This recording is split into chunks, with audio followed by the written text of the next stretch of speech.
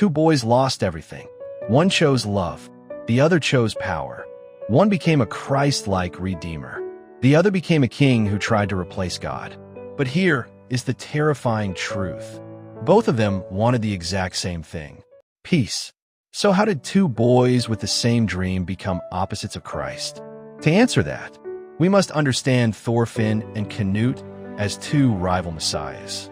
Vinland Saga is not just a Viking story. It is a theological and philosophical tragedy. Two characters stand at its center: Thorfinn, Canute.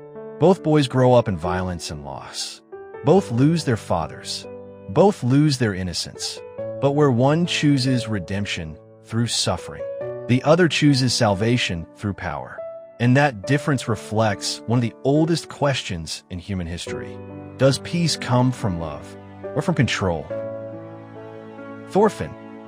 Thorfinn begins his story in darkness. His father Thor's, a man who believed a true warrior needs no sword, is murdered in front of him. And in that moment, Thorfinn becomes the opposite of his father. He becomes revenge itself. For years, he lives only for one purpose: kill Askeladd. Fight, kill, repeat.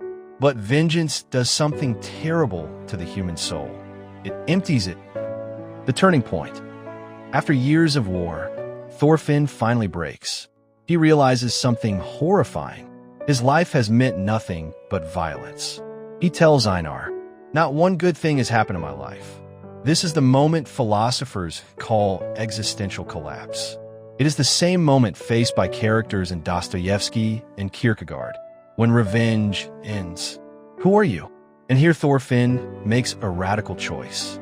He renounces violence completely. The Christ parallel. This moment echoes the teachings of Jesus Christ. Instead of revenge, Thorfinn chooses agape, unconditional love, even toward enemies. When Hild confronts him, someone whose life he destroyed, he does not fight. He accepts her hatred. He accepts punishment. He accepts suffering. This is what Christian theology calls kenosis, self-emptying, the idea that true strength comes from sacrifice, not domination. Thorfinn becomes the embodiment of his father's words. A true warrior does not need a sword. Canute. But while Thorfinn is becoming Christ-like, another character is walking the opposite path. At the start of the story, Canute is weak, gentle, and deeply Christian. He believes in God. He believes in love. But then something happens that shatters his faith. The crisis of faith. A priest named Willibald explains something terrifying. Nature loves everyone equally. Snow, wind, trees, they show no favoritism.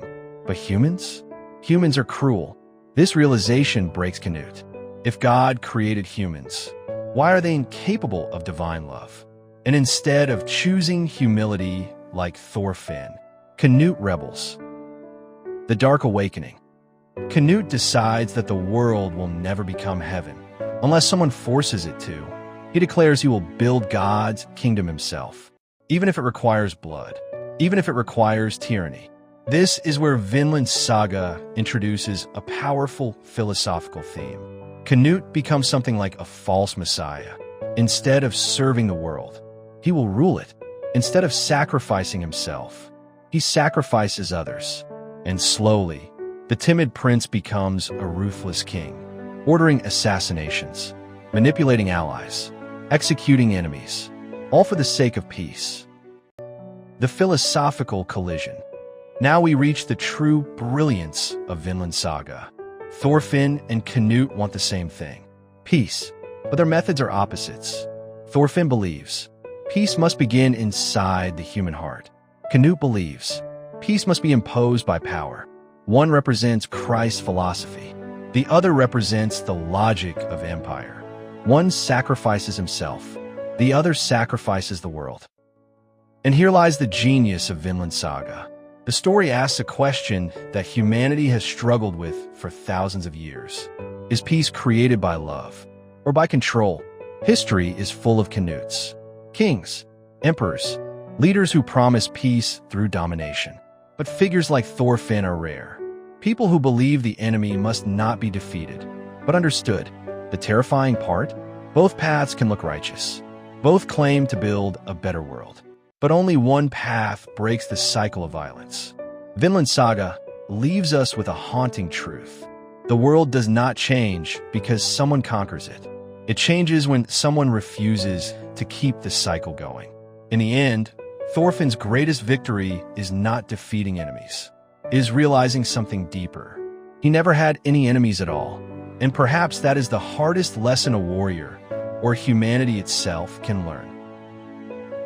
If you want to see another deep breakdown like this, subscribe to the channel, as more deep videos like this are on the way. Like, share, and keep supporting.